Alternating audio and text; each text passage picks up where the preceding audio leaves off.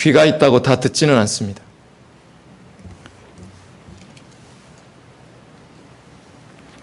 오랫동안 말씀을 들었다고 마음으로 듣는 것도 아니더라고요. 가룟 유다가 그랬습니다. 오랫동안 주의 말씀을 들었지만 마음으로 듣지는 못했습니다. 우리가 수십 년 동안 저를 비롯해서 여기 자리하고 있는 분들 중에 수십 년 동안 주의 말씀을 듣고 있고요. 지금도 주님의 말씀을 듣고 있는데 과연 주님을 잘 따르고 계십니까? 여러분과 제가 주님을 잘 따르고 있는가 돌이켜 한번 봐보세요. 수십 년 동안 말씀을 듣고 있지만, 오랫동안 주의 말씀을 들었지만 과연 저와 여러분 따르고 있습니까? 여러분, 행하기를 원한다면, 주의 뜻대로 행하기를 원하신다면 먼저 들어야 합니다. 그런데 잘 안 들어요. 들어도 듣고 싶은 것만 들어요. 승리하고는 싶은데 잘 듣지를 않아요. 이게 바로 마귀의 전략입니다. 행하기를 원하는데 듣고 싶은 것만 듣게끔 마귀는 검은색도 아니라 흰색도 아닌 회색 비스무리한 말씀을 줘가지고 삶의 본질에서 벗어나게 만듭니다. 하와가 여기에서 넘어졌죠. 여러분, 우리가 그분을 왜 그의 말씀을 듣고 따라가야 할까요? 복음 12번의 시리즈를 통하여 결론은 이겁니다. 왜 그분이 우리의 목자이시고 그분을 왜 따라가야 될까요? 이 말씀 때문에 그렇습니다. 우리 같이 한번 읽어볼까요? 시작.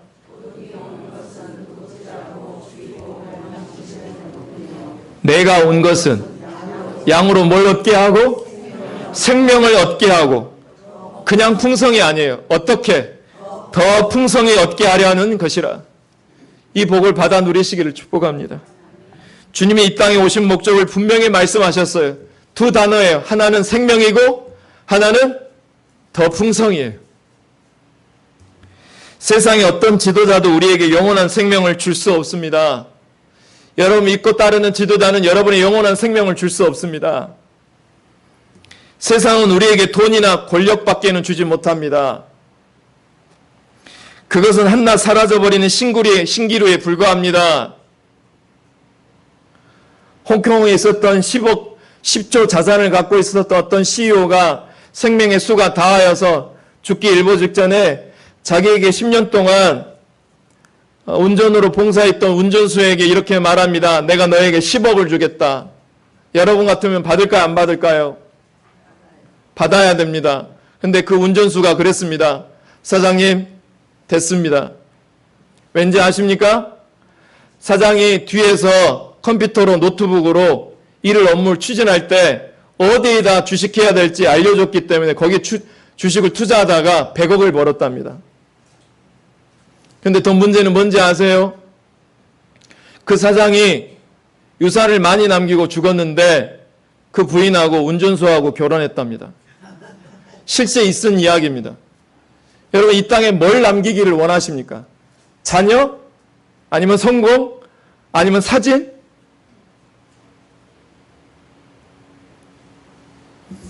여러분 우리가 이 땅에서 가지고 갈 수 있는 것은 유일한 딱 한 가지밖에, 이것밖에 없어요. 무엇이냐면 내 안에 둔 보좌, 하나님 나라, 그 위에 계신 어르신 뜻대로 산 삶만, 그 보좌만 우리가 하나님께 가져갑니다. 기억하세요. 돈 하나 못 가져갑니다. 자녀의 성공도 못 가져갑니다. 내 아내와 내 자들과 함께 했던 여행의 사진들 하나 다 못 가져갑니다. 딱 한 가지만 가져가는 것은 주의 말씀대로 행한 삶의 보좌만 저 나라에 가져가신 것을 기억하시길 축복해요. 돈은 있다가도 없는 것이고 건강도 시간이 지나면 사라지는 불꽃처럼 힘을 잃어버리더라고요. 하지만 그는 영원한 생명과 여기에 풍성함까지 주십니다. 메시지 성경에 보니까 풍성함이라는 단어를 이렇게 표현해 놨더라고요. 그들이 꿈꾸던 것보다 더 나은 삶이라고 표현해 놓고 있습니다. 그래서 사랑하는 성도 여러분, 목자인 그분의 음성을 따라갈 때 저와 여러분의 마지막은 승리이고 생명이고 풍성을 전쟁의 전리품으로 받게 될 줄로 믿습니다. 각설하고 구체적으로 이제 이야기할게요. 승리의 삶을 위한 7단계 자기 경영 원리입니다. 꼭 기억하시기를 축복하는 마음으로, 기억이 못 되시는 분은 적어 놓으셔도 좋겠어요. 자, 1단계입니다. 1단계는 믿음의 눈으로 나를 바라보기입니다. 무슨 말이냐? 따라서 해볼까요? 비전을 갖자. 그게 해당되는 구절이 이 구절입니다. 읽어볼까요? 시작. 롯이 아브라함을 떠난 후에 여호와께서 아브라함에게 이르시되 너는 뭘 들어? 눈을 들어 너 있는 곳에서 동쪽, 북쪽과 남쪽, 그리고 동쪽과 서쪽을 바라보라 라고 말합니다. 인간은 평상시 상황과 환경에 지배를 받습니다. 저는 매일매일 고민하는 것 중에 그런 고민이 있습니다. 과연 영광교회 이 김사무엘 목사를 성도들이 만난 것이 과연 복일까? 아니면 화일까? 아무 의미 없는 일일까? 제 은결을 찾아서 그 위에 나를 세우면 확신이 사라져요. 제 흠결만 상황적 팩트에 놓다가 보면 내가 과연 이들을 모시고 주님 맞이하는 그날까지 이끌어낼 수 있을까? 그럴 때마다 하나님께서 로마서 11장 29절 하나님의 은사와 부르심에는 후회하심이 없느니라. 그리고 이 말씀, 눈을 들어 영광교회를 향하신 약속의 말씀을 바라보라. 너의 믿음의 눈으로 이 영광교회를 향하신 언약의 팩트 위에 너를 올려놓으라고 하나님께서 비전을 주십니다. 여러분 상황적 팩트 위에 계십니까? 아니면 언약적 팩트 위에 계십니까? 내가 가진 확신은 상황이 아닌 언약에 근거한 확신을 가지시기를 축복하고요. 내게 주신 사명, 삶의 목표가 무엇인지 아셔야 돼요. 우리는 사명을 쫓아가면 안 됩니다. 시간이 쫓겨가지고. 하나님의 언약에 확신이 있으면 그때 사명이 우리에게 붙게 되실 줄로 믿습니다. 주님이 내 삶 속에 이루실 완성을 상상하면서 내가 바라는 것들의 실상을 그려보셔야 됩니다. 2단계입니다. 이게 제일 힘듭니다. 승리의 삶을 가져가기 위해서 가장 힘든 고초가 많은 게 저는 이거라고 봅니다. 감정 조절하기. 따라서 해볼까요? 항시범. 뭘 말하는 걸까요? 데살로니가전서 5장 16절 18절 항상 쉬지 말고 범사에. 항시범입니다. 항상 기뻐하라, 쉬지 말고 기도하라, 범사에 감사하라. 이걸 저는 구체적으로 이 질문을 가지고 제 감정을 조절하는 훈련을 합니다. 나의 상한 감정이 과연 느낌일까, 생각일까, 사실일까? 두 번째, 그 일이 그렇게 화를 낼 일일까? 스스로에게 반박해 봅니다. 세 번째, 예수님 안에서 나는 누구이며 누구의 것인가? 제 위치를 분명히 합니다. 그리고 구체적으로 이걸 행합니다. 저는 제 미세 감정 수첩을 만들어서 감정 관리를 합니다. 이걸 제가 1년 반 해보니까 확실히 효과가 납니다. 일기를 쓸 때 다윗처럼 기도록보다는 감정 일기를 쓰십시오. 무슨 이유냐면 시편이 몇 편까지 있죠? 150편까지 있습니다. 그 절반에 해당되는 73편의 시편을 누가 기록했을까요? 다윗이 기록했습니다. 다윗이 73편을 기록할 때 사실을 기도하기보다는 대부분 자기 감정의 일기를 썼습니다. 다윗이 좋은 사람이 아닙니다. 아주 감정이 불편한 감정을 많이 갖고 있던 사람이었습니다. 대부분 73편의 이야기를 어디서 썼냐면 불편한 장소에서 썼습니다. 바벨론 가드에서, 블레셋에서, 엔게디 공원에서, 자기 장인어른 사울이 자기를 죽일 때 아둘람 굴에 있었을 때 불편한 감정을 끝도 없이 하나님께 써서 적어서 올려보낸 게 시편이었습니다. 그래서 다윗이 살아낸 거예요. 자기 감정을 그대로 하나님 앞에 일기로 올려드렸기 때문에. 그래서 저는 이런 표현을 씁니다. 따라서 해볼까요? 적자, 생존. 네, 적어야지 삽니다. 그런데 사울이 왜 망했냐면 적긴 적었는데 어디다가 적었냐면 돌에다가 자기 공덕을 새겨서 죽었어요. 다윗은 시편을 기록해서 살았고 사울은 돌에 자기 공덕을 세워서 죽었습니다. 그래서 감정일기를 써보는 게 너무나 중요합니다. 6번째, 의도적으로 기뻐하며 승리의 노래를 해주십시오. 전 찬양이 안 되면 제 아내한테 집에서 목소리로 찬양해달라고 부탁합니다. 그럼 제 아내가 불러줄까요? 안 불러줄까요? 네가 부르세요 그럽니다. 그럼 혼자 목양실 가서 여기 와서 부릅니다. 3단계입니다. 세 번째, 지금 목자 양육에서 제일 많이 하는 훈련이 생각 훈련입니다. 자유의지가 하나님의 생각으로 가지 못하게 하는 방법도 되지만 가게 하는 방법도 자유의지입니다. 그래서 세례의 뜻이 무엇이냐면 자기 부인입니다. 생각을 적극적으로 실천하기, 승리의 삶을 완성하기 위해서는 구체적으로 그림을 그릴 줄 알아야 됩니다. 행하려면 그리십시오. 자, 이 구절을 같이 한번 읽어볼까요?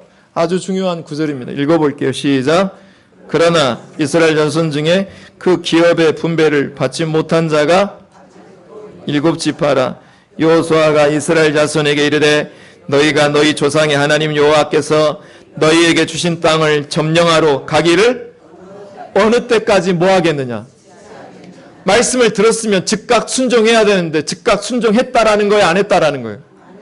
하나님을 앞에다 두고도 지체한 이스라엘 백성들이 얼마나 생각을 지켜내고 훈련하는 일들이 어렵다 쉽다. 생각 훈련은 공장을 찍듯이 붕어빵처럼 나오지 않습니다. 끊임없이 40년 동안의 광야의 생활을 하게 하신 것을 기억하십시오. 생각하는 훈련은 끊임없이 단순 반복 지속을 통해서 하지 아니하면 이스라엘 백성들처럼 지체하게 됩니다. 그래서 여호수아가 보다 못해서 너희는 각 지파에 뭘 선정하라? 3사람씩 선정하라. 그 다음 읽어보세요. 시작. 그 땅을 두루 모아며 행동하라는 거예요. 두루 다니라는 거예요. 그 다음에 그들의 기업을 따라 그 땅을 뭐 해보라는 거예요? 그려보라는 거예요. 나의 10계명 체크리스트를 작성해보고 우리 목자님들한테는 계속해서 출애굽기 구조들을 계속 그려보라고 합니다. 그려보라고 합니다. 그리고 내게로 뭐 할 것이라? 그러면 돌아올 것이라. 그 다음 구절 읽어볼까? 시작. 그들이 그 땅을 7부분으로 나누되 유다는 남쪽 자기 지역에 있고 요셉의 족속은 그 땅을 7부분으로 뭐해서? 그려서 이곳 누구에게로 가져오라. 제가 지금 1:1 양육을 4분을 하고 있는데 확실히 4분이 같은 과를 진행하고 있지만 빨리 성장하신 분들은 과제를 가지고 오신 분들이 빨리 더 성장합니다. 그러니까 목자 양육하시는 분들 편의를 봐준다면 과제를 그냥 넘어가는 게 중요한데 4개로 가져오는 사람들은 확실하게 양육 속도가 빠릅니다. 그러나 강요할 수는 없습니다. 스스로가 성장하고 행하기를 원한다면 과제가 양육에 굉장히 중요합니다. 죄송합니다. 양육받고 있는 분들은 또 강요가 될까봐 불편하게 생각하지 마세요. 과제는 하면 할수록 가져오면 가져올수록 땅에 분배받는 은혜는 더 빨리 찾아오는 거예요. 그것이 바로 그 다음 구절에 나와 있어요. 그러면 읽어볼까요? 시작. 우리 하나님 여호와 앞에서 뭘 뽑으리라? 하나님이 일하시기 시작한다라는 거예요. 넘어가요. 그래서 구체적으로 의도적으로 의지적으로 계획하십시오. 목자 양육할 때 제일 많이 하는 훈련이 의지적으로 훈련하는 내용입니다. 이번 연도에 목자들이 훈련받고 내년에 목장 모임할 때 그 훈련한 내용들을 여러분이 공급받게 될 것입니다. 받은 만큼, 훈련 받은 만큼 목원들이 자유롭고 방목해서 좋은 꼴들을 먹게 될 것입니다. 여러분 기도하실 때 목자들이 잘 훈련받을 수 있도록 여러분 기도하시길 축복해요. 목자가 살아야지 목원들이 삽니다. 따라서 해볼까요? 목자가 살아야 내가 산다. 생계의 문제예요. 생계의 문제. 구체적인 계획을 세워서 나의 한계, 현재 상황을 고려하고 여러 가능성을 살피고 의지적으로 계획해야 됩니다. 그리고 이 일들을 이룰 수 있는 나의 자원들이 무엇인지, 나의 강점, 나의 약점, 나의 이 일을 통해서 얻을 유익을 어떤 것인지 자기 직면하는 시간이 많아야 돼요. 자기 직면하는 시간이 없잖아요? 그분은 어떤 일이 벌어지냐면 세상에서 이를테면 죄송해요. 누구를 표현하기 그러니까 강선자 권사님하고 저하고 불편한 일이 생겼어요. 그러면 평상시 자기 직면하는 훈련이 안 되신 분들은 사울과 다윗이 성경의 본문에 등장하면 누가 사울이고 누가 다윗일까요? 저를 중심으로 하면.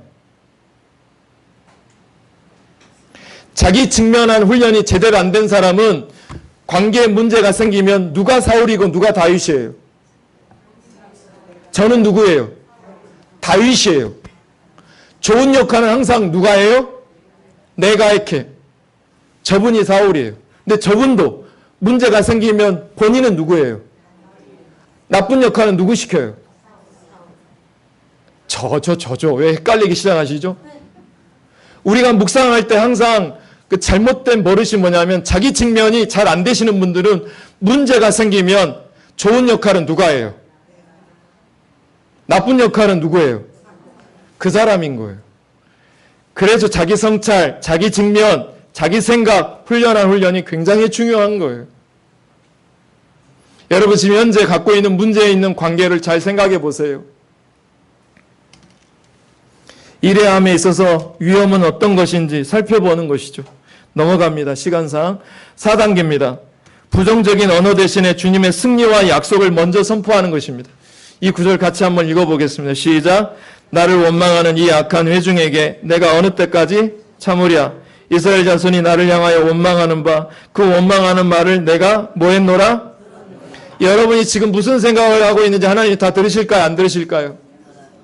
머리털까지 세시는 분이 이 말씀 가운데 집중해서 듣고 있는 여러분의 음성을 다 듣고 있어요. 이러기를 여호와의 말씀에 내 삶에 두고 맹세하노라. 너희 말이 내 귀에 뭐한 대로 생각한 대로 들린 대로 내가 너희에게 그대로 행한대요. 야고보 3장 6절 혀는 곧 불이요 불의의 세계라. 혀는 우리 지체 중에서 온몸을 더럽히고 삶의 수레바퀴를 불사르니 그 사르는 것이 지옥불에서 나느니라. 잠언 13장 2절 3절 사람은 입의 열매로 인하여 뭘 누리거니와 승리하는 삶은 입에 달려 있습니다. 마음이 괴사한 자는 강포를 당하느니라. 입을 지키는 자는 자기 생명을 보존하나 입술을 크게 벌리는 자는 뭘 얻느니라.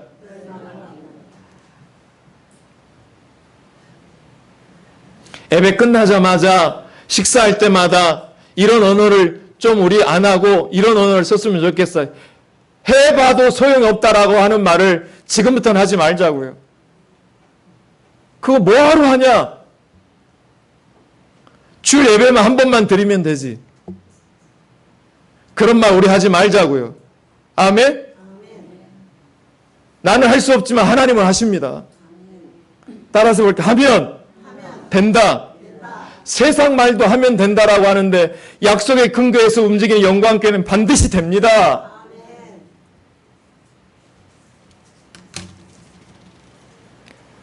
여러분 선한 말을 하면 내 마음이 먼저 선해집니다.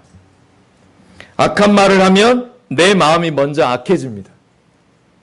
험악한 말을 하면 내 마음에 먼저 격분이 일어나고 더러운 말을 하면 내 마음이 먼저 더러워집니다. 그래서 실제적으로 가지고 와봤어요. 자녀들이 부모에게 가장 듣고 싶어하는 말이 무슨 말인지 아십니까? 이런 말이래요. 이 세상에서 내가 제일 소중해. 최근에 언제 해보셨습니까? 난 너를 위해 매일 하나님께 뭐해? 기도해. 너만 보면 하나님께 감사해 하십니까? 한숨만 나와 그러십니까? 언제나 엄마는 내가 자랑스럽다. 한번 집에 가서 즉각 순종해 보실까요? 아멘. 결코 안 하시는 여러분도 참 불굴의 의지십니다. 자녀들이 듣고 싶지 않은 말이 있대요. 그게 뭔지 아십니까? 내가 잘하는 게 뭐가 있냐? 이 바보야. 너만 보면 깝깝하다, 지겹다, 지겨워. 내 인생이 뭔지 모르겠다. 이렇게 마음에 드는 게 한 구석도 있다 없다. 보기 싫다. 그 다음은 좀 읽기가 제가 그러네요. 넌 인생이 도움이 된다 안 된다? 엄마들이 제일 많이 하는 말이 이 말이랍니다. 넌 내 인생에 전혀 뭐가 안 돼? 도움이 안 된대요. 이 말을 제일 자녀들이 싫어한대요. 부모가 자녀들로부터 상처받는 말은 이 말이래요. 엄마 아빠가 나한테 해준 게 뭐가 있어? 그러면서 문을 박차고 나가는 거죠. 그러면서 또 엄마 아빠 때문에 창피해 죽겠어요. 이 말을 제일 부모들이 상처받는답니다. 그 다음에 부모들이 행복해하는 말이 있대요. 아빠, 세상에서 제일 뭐예요? 우리 자녀들만 한번 해봐요. 시작.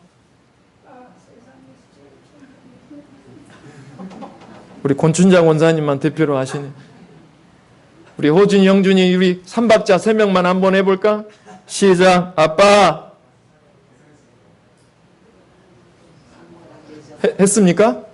아, 자, 따라서 해볼까? 엄마. 계셔서 행복해요. 예, 그리고 엄마들이 제일 좋아하는 말이 엄마 덕분이야 라고 하는 말을 좋아한답니다. 우리 따라서 해볼까요? 엄마 덕분이야. 하나님의 자녀들은 주신 자녀됨의 권세를 말로 누립니다. 말로 마귀의 영향력을 거절할 수도 있고 말로 주님의 승리를 선포하기도 합니다. 말로 귀신을 불러들이기도 하고 말로 내 안에 머물고 있는 부정적인 영향들을 물리치기도 합니다.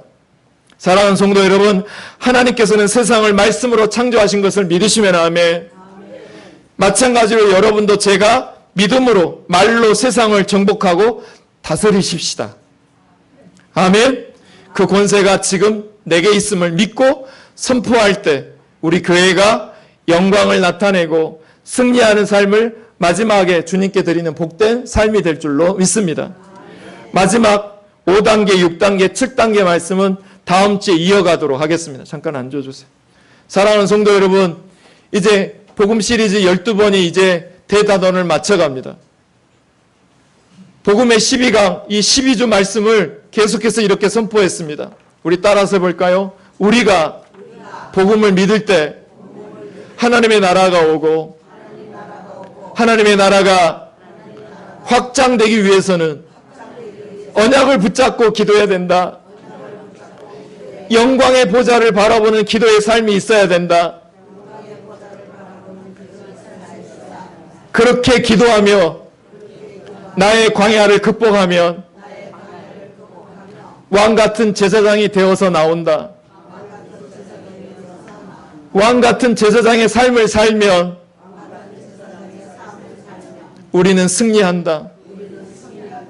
이 12번의 복음 시리즈가 여러분의 가슴에 신비에 새겨져서 우리가 승리하는 것은 나 혼자는 안 돼요. 그분께 붙어 있을 때, 그분이 나의 목자인 것을 인정할 때, 범사에 그분이 나의 목자인 것을 인정할 때 하나님의 범사에 여러분의 길을 인도해 가실 줄로 믿습니다. 이 찬양으로 힘있게 박수 치면서 우리 찬양하겠습니다.